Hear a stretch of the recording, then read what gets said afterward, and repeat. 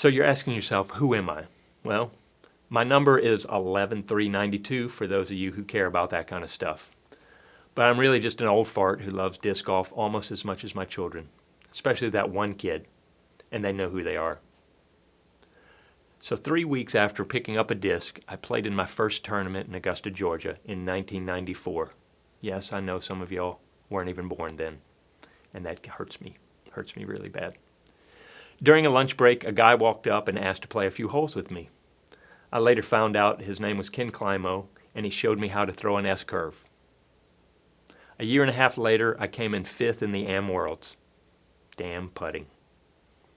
I played a couple of area pro tournaments before I moved with my wife to a small city called Bangkok, Thailand in 1996.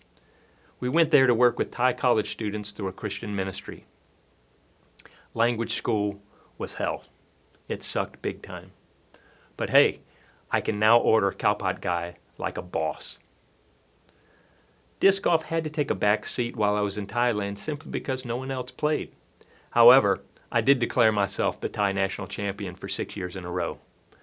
I actually had a buddy who sent a bunch of custom stamped discs that I was able to pass out to college students, and I even made 2 object courses in Bangkok and Khon Kaen.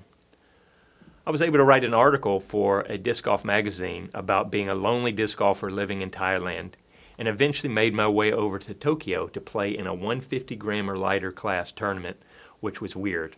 However, I do have to shout out to Sam Ferrens. Good playing with you, buddy.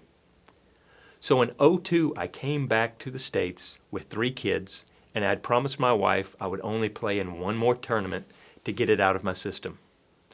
I did manage to steal the tee box from the aforementioned Ken Climo.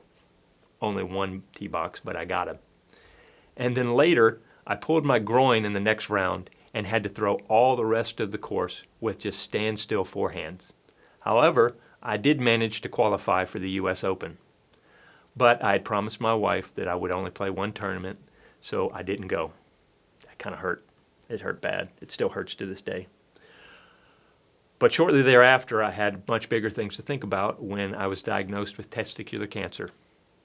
My new nickname, well, it's not new anymore, is Uniball.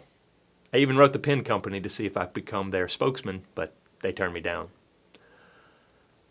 Along the way, I had another child, makes 4, and life proceeded to take over, and disc golf was one of those things that I did when I could.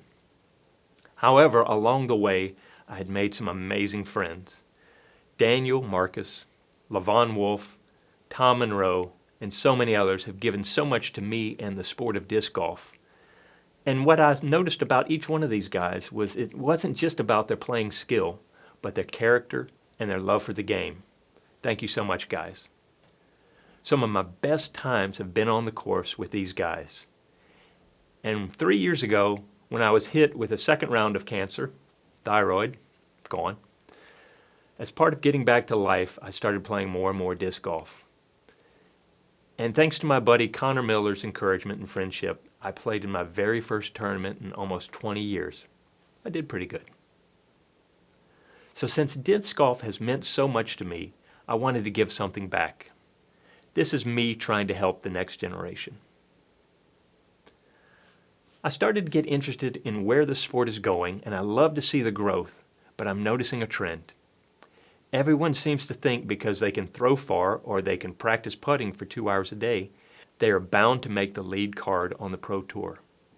However, statistics bear out that 99% of us aren't going to rise above course pro at best. Yet I find the courses are becoming less friendly and more focused on winning over being good folk. So some of my hope is that I can help influence us to be better people, to be more concerned about the next guy, and be true ambassadors of this game of disc golf.